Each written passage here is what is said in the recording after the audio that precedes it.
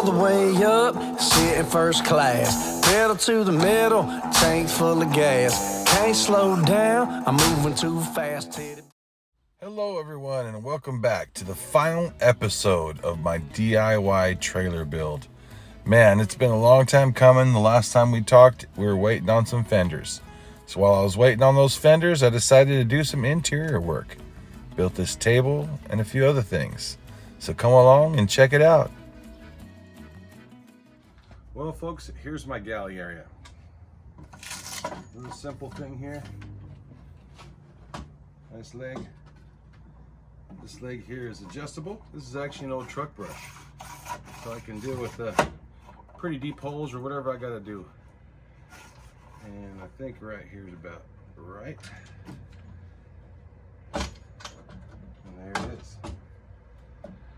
Stands up, has the ability to go outwards a little bit too if I need to. In here we have our stove, pots, pans, all up in here.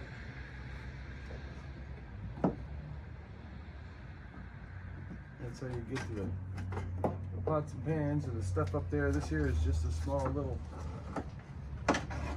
catch-all net. Stick stuff in.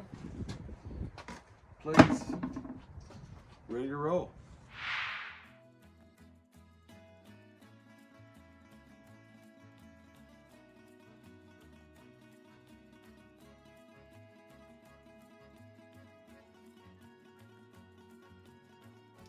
Okay, and for the interior walls, I decided to go with canvas. Kind of give it the inside of a tent look. Well, at least that's what I'm going for. But either way, this was cheap. It was a good thing to put on the plywood, keep the condensation down inside. Just glue it onto the plywood and smooth it out, and you can see it comes out really good here. Then I decided that I wanted to make a little headboard, so I took a trip down to Walmart, picked up some other supplies here, and decided to drill holes in a piece of plywood here and do this just like the headboard of a regular bed. So I wrapped it up with the material here, put my buttons, ran them through the holes that I drilled, and voila, just ready for mounting. Then I found this on Amazon. You've probably seen it before looking like black diamond plate, but I found it in wood. It's gonna be great. Fancy little buttons. Now at this point, the interior is not quite complete. There's still some things I need to do. I need to put some trim up around that door. I'm not sure what I'm going to do there yet. Need to paint that door, put a hole in that door, do something to that door. But anyway, what do you think of that flooring? So with the floor and the walls in, I decided it's time to get my mattress to fit. So what I got here is actually pieces from an old foam bed and an old Sleep Number bed. So I've got 4 inches of foam pad mattress there, along with another 2 inches of mattress, and then the 1/2 inch at the bottom. Not too bad. Well, the fenders finally came in, and I want to use tubing to mount them. The only thing is I don't have a tubing bender or a pipe bender, so I took some scrap steel and created this. Out of a couple old brake discs and some square tubing, I made a bender. Now, I would not recommend doing this. There will not be a video on how to build one of these because it's not worth it as far as I'm concerned. For this one project, it got it done, but it was very difficult to use, very off balance, didn't bend very cleanly either. Left some creases on the inside of my bends.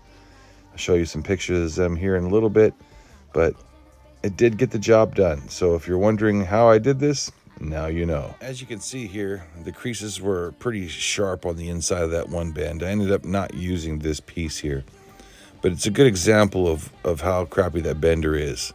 But all in all, I think it came out looking okay. I'm pretty happy with it.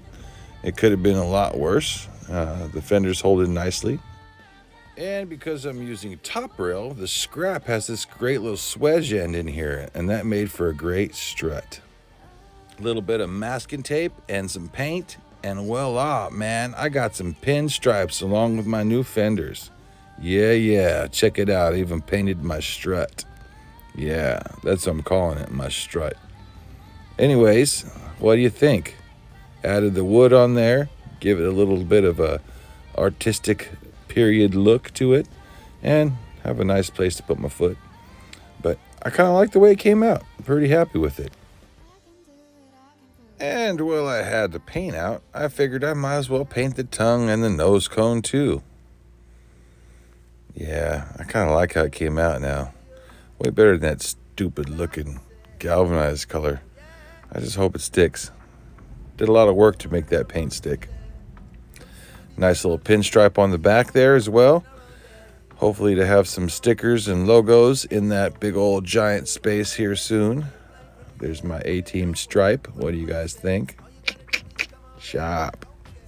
Okay, for this next section here, try to follow along with me. So I bought this stuff here, Harbor Freight, a couple years ago. It's a screen to go over your garage door. Then I went to Walmart, picked up some nylon webbing, and decided to take my iron to it and fold it in half and iron this crease. This way, when I cut my net to fit, the net has a place to fit inside there. I decided instead of going with stitching, I'm going to glue it. So I used this good old Gorilla Grip construction adhesive, put the screen in there, filled it up with this glue, used a couple pins to hold it in place, and let that dry. And it seems to be working just great. So as you can see, it goes completely around the rear half of my trailer, so I can sit out here and cook and be bug free. I even got a little piece here that was left over to stick on the bottom. Installed some snaps here to make it strong, and then I've got this guy wire here to keep the tension up tight. Then even took this big glop of stuff, stuck it on a magnet, and that's how this is holding on. So that's pretty neat. Seems to be holding well. We'll see over time. But there it is. Completely enclosed bug net area. Yeah. Can't wait to use that.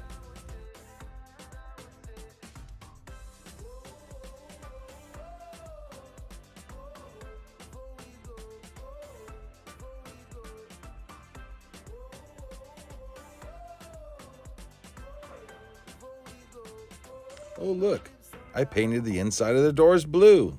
Also at Walmart, I found this burlap ribbon and decided to use it for my trim around here, and I like it. Worked pretty well. Found these levelers, put them on. That should make setting it up a breeze. All right, this rubber piece does two things. One, it keeps me from bashing my head against the header as I go in the door. The second thing it does, it keeps the water from dripping down on my hinge onto my head. And then I also installed some rain gutters here across my doors. Keep them from dripping down when you're trying to get in and out. This stuff's pretty neat. It's a peel and stick product. It's shaped like a J, and it was really easy to install. It comes very highly rated, and we'll see. I kind of like it so far. Very shapeable. Now with the walls all trimmed out, I decided it was time to put in some shelving. After all, I do need a place to throw a backpack, and as it's freezing and crazy windy outside, I had to use my heater to help dry it off so I could get it installed one day. It's Memorial Weekend, beautiful spring day here on the Oregon coast. So after those pieces dried, I went ahead and installed them, and you might be looking at it going, well, that's kind of cool to set a backpack on. Oh, look, that's how it's going to stay. Yeah, I can throw it up on there, leave it in place, and then have this nice little clip here to open it up, take it in and out easy. And kind of looks like a bridge. I don't know. What do you think? I only used the orange paracord because I had a choice of orange or green, and I wanted something to contrast. So, hate me if you will. All right, so she is operational. It's time for a test run. Let's take her down to the scale house, get her weighed out, and then take it up to the mountains and see what she can do.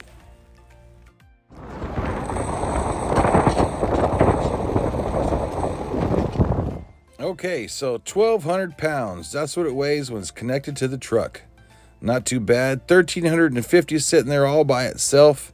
That gives me about a 150-pound tongue rate, under the 1,500-pound weight rating that requires me to register it. So it's good to go. Let's hit the trail and see what we can find.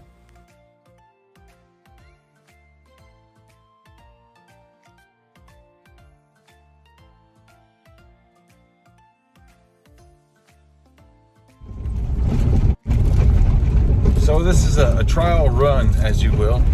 of my trailer's capability to go off-road. I've gone to an area that's basically all logging country, and I'm taking it through some pretty muddy roads. It's been raining good. It's handling fantastically off-road. I mean, it has a pickup truck's rear suspension, so it should be able to handle this without a problem. And so far, so good. And voila, there she is, ready and operational. I'm going to call her the Valkyrie. She's not completed yet. There's still some systems I want to put in here. Definitely an electrical system, possibly a gas system. Some windows, definitely some windows. Windows are needed. But as far as being able to use it, this is it. I'm ready to go. I can't wait to take this thing out and start playing in it and camping in it and living through it. It's going to be a wonderful addition to the channel as far as its platform to be able to get out and do things and explore. So I hope you guys enjoyed this build. It did take up a lot of my channel. I know I have a lot of subscribers who really dig the building side of my channel, but I also have just as many that want to see the outdoor side, that want to see new places and new things. So this thing is definitely going to help me get there and definitely get me there in comfort. As I'm getting older, it's kind of nice to be able to sleep in a real bed rather than a hammock or on the ground. So anywho, thank you very much, and I hope you enjoy my channel from here out.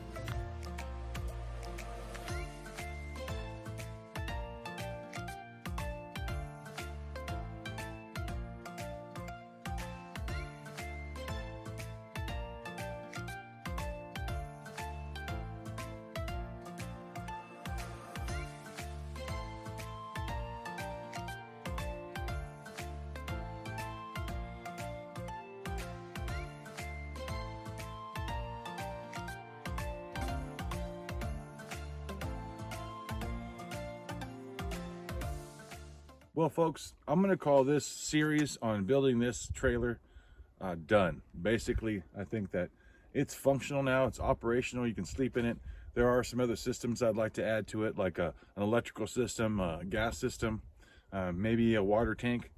We'll see how that goes. I'm not sure about the water tank. I haven't had a whole lot of need for a water tank. I'm not really looking to live out of this thing long term for a shower. And I think I want to build some kind of a super sink water system that actually goes in my truck rather than in the trailer.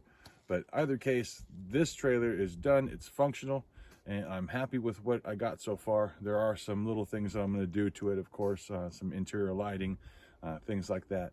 But for now, it's a done deal. So the off-road Teardrop DIY project is finally completed. So from here on out, you might see another video regarding this trailer, but it's going to be more of I'm camping out of that thing, and it's my base camp. So there will be a grand camping experience video for that. This is just a photo opportunity out here. Drove up to the top of logging country just to get that view and take some pictures. And as you see behind me, Mother Nature is not cooperating. That's the sun over my shoulder. So it's a great Oregon coastal day, telling you. Anyway, so I hope you enjoyed this build, and we hope to see you next on the videos, and maybe do some upgrade videos as far as the electrical system things go as time goes on. But it's summertime, it's Memorial Weekend, and I need to get out camping. I need to get outside and see the outdoors. Just this ride up here just really made me miss it. I've been spending all my time in the garage building this thing, so now it's time to use it. And right now it's not much more than a rolling tent with a kitchen on the back, but that's okay, because it's still way more comfortable than my hammock, or definitely sleeping on the ground. But thank you very much. Thank you for watching. God bless you.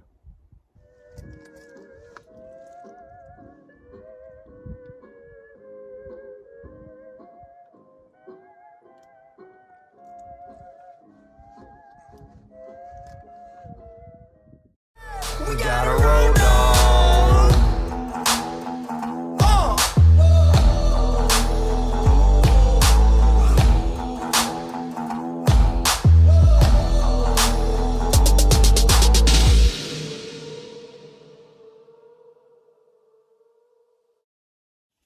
Ramble.